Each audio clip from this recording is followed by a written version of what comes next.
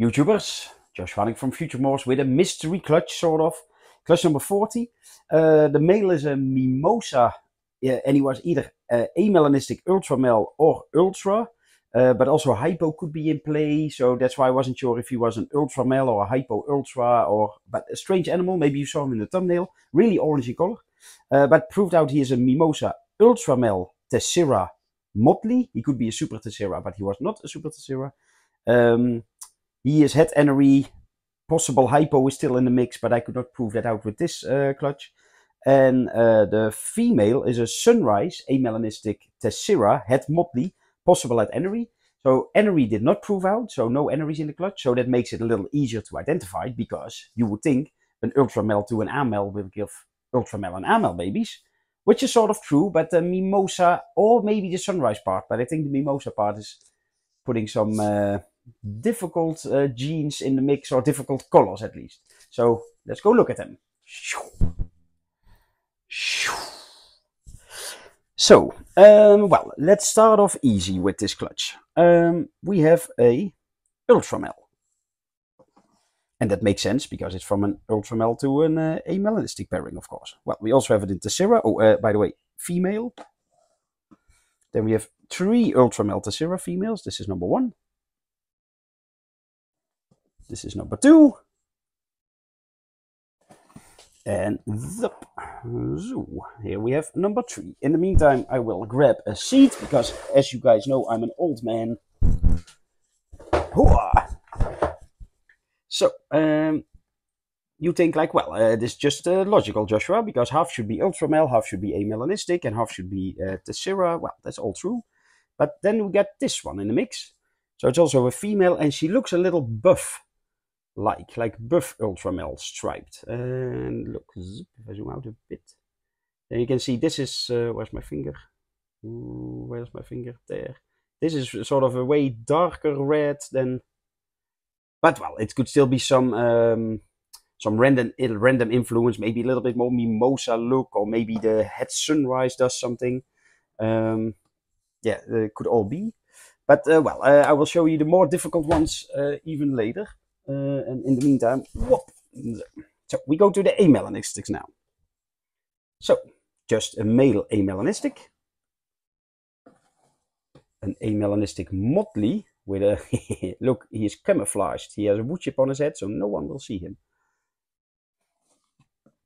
Also, still needs to shed, but an amelanistic Tessera male. This is as well a male number 2. We also have 2 female amelanistics.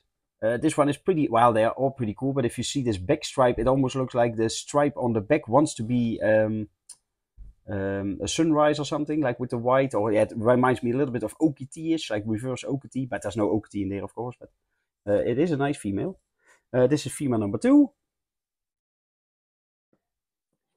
And then we also have a male amelanistic Tessera with motley.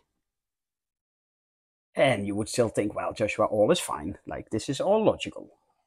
Until we get to these ones. Because then, all of a sudden, it looks like orange is in the mix. So, yeah, if this is an amelanistic, then this looks like a buff amelanistic, aka orange. That would not make sense, because, like I said, the male is a Sunrise amel Tessera, like no buff at all. Oh no, wait, sorry, I have the wrong pairing in my mind. That was the female is the Sunrise amelanistic Tessera. So yeah, there's no buff. The male is pretty orange looking, but well, buff is not really in Mimosa.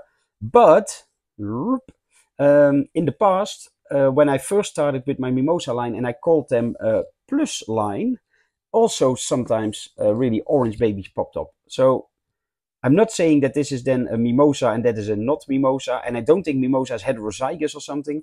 I also don't, well, maybe Mimosa and Sunrise will match for some reason, but I also don't think that. So maybe there is actually some form of a dominant buff or toffee type thing in the Mimosa line.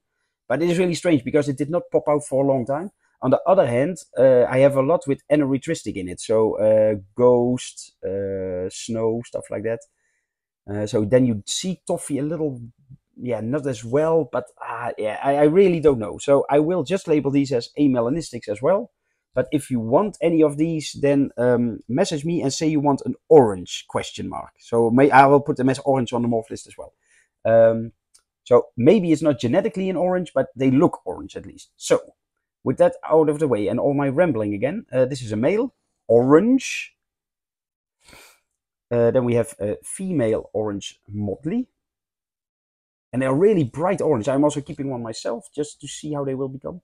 They're almost brighter than a regular orange or something. So this is a male orange tessera.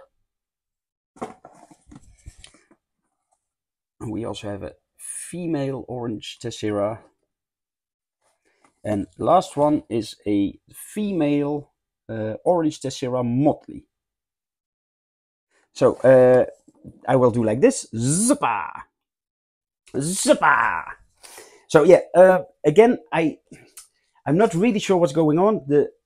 As always, the most logical explanation is usually the right one. So probably in the male, the adult male, the father, he looks a little orange-like.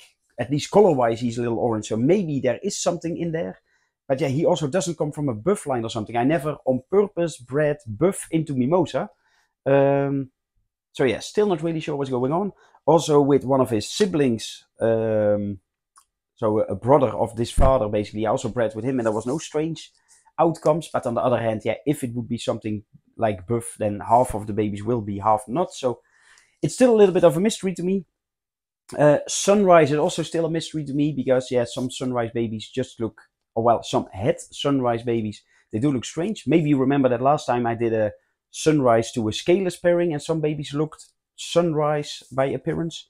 But also in clutch number 50, I have some of those. So let's go look at them now.